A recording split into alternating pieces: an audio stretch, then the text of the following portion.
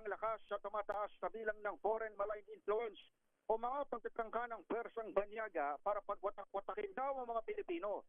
Sa Camp Aguinaldo, sinabi ni AFP spokesperson for the West Philippine Sea, retired Rear Admiral Roy Vincent Trinidad, partikular itong na-monitor sa nagdaang 4 na buwan. Kasama rito ang tinawag ni Trinidad na false narratives. Laban sa una, law enforcement operation sa bansa. Ikalawa, sitwasyon sa West Philippine Sea, Baho de Masinloc. At ikatlo, kredibilidad ng mga opisyal ng pamahalaan.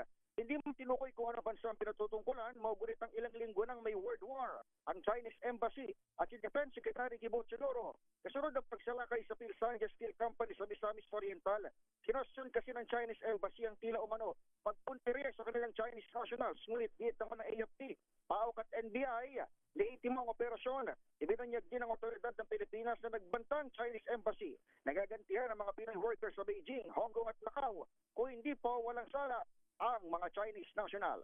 Pakinggan natin si Admiral Trinidad.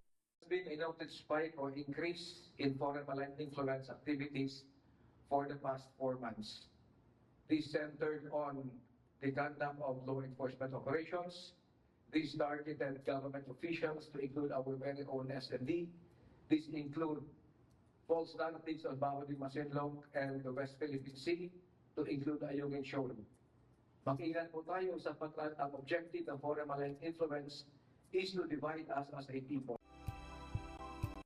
Ang tinig ng AFP spokesperson for WPS. Ako si Edniel Parrosa, nag-uulat para sa DZRH. Una sa Pilipinas, una sa Pilipino.